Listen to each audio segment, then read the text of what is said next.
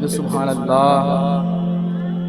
بہت ہی خوبصورت انداز میں تلاوت قرآن مجید پیش کر رہے تھے۔ اللہ تعالیٰ کا سب کی آواز میں خوب برکت عطا فرمائے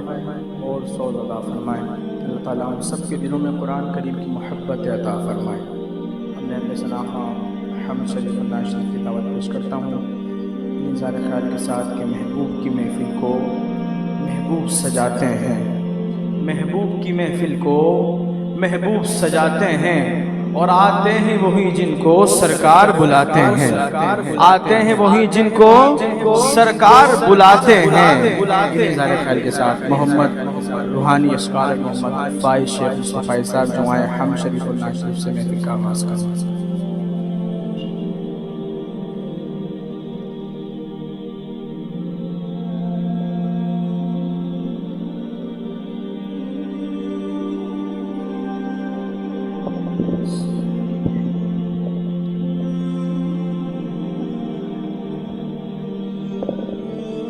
تمامی حاضرین محفل کو السلام علیکم ورحمۃ اللہ وبرکاتہ۔ بہت ہی خوبصورت محفل سجائی، اللہ پاک اس محفل کا سجانا اور جن لوگوں نے بھی انعقاد کری ان کا یہ انعقاد کرنا اپنی بارگاہ الہی میں قبول و منظور فرمائے۔ دعا ہے رب العزت سے تمام ہی مدارس کے اندر جتنے بھی بچے پڑھ رہے ہیں اللہ پاک ان کے علم میں برکت نصیب عطا فرمائے۔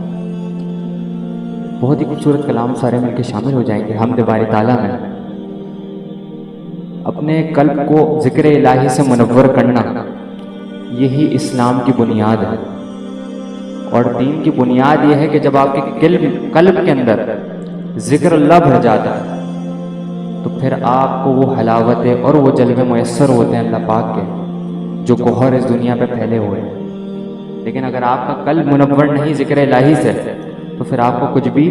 میسر نہیں ہو سکتا، اور قلب تبھی محتر ہوتا ہے جب ذکر دل کے اندر بس جاتا ہے۔ اکثر آپ نے دیکھا ہوگا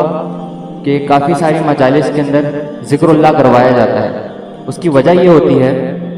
کہ جب ذکر ہو رہا ہوتا ہے تو مہمان خاص یا کوئی پیر یا کوئی کامل ولی سامنے تشریف فرما ہوتا ہے تو وہ ظرف لگواتا ہے۔ وہ ظرف کس چیز کی ہوتی ہے؟ وہ ظرف اس چیز کی ہوتی ہے کہ جب ظرف الا اللہ آپ کے دل کے اوپر لگتی ہے تو آپ کے دلوں کا میل ختم ہونا شروع ہو جاتا ہے،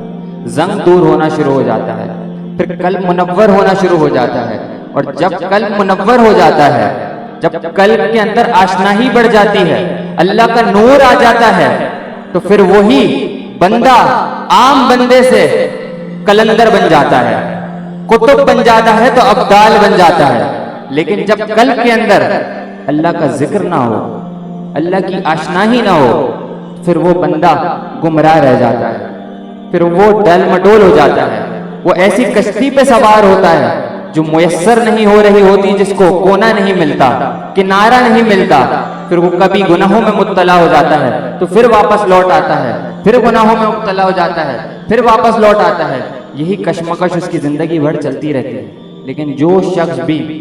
اللہ کے ذکر کو اپنے دل کو معطر کر لیتا ہے تو پھر اس کو اسلام کی حلاوتیں میسر ہوتی ہیں،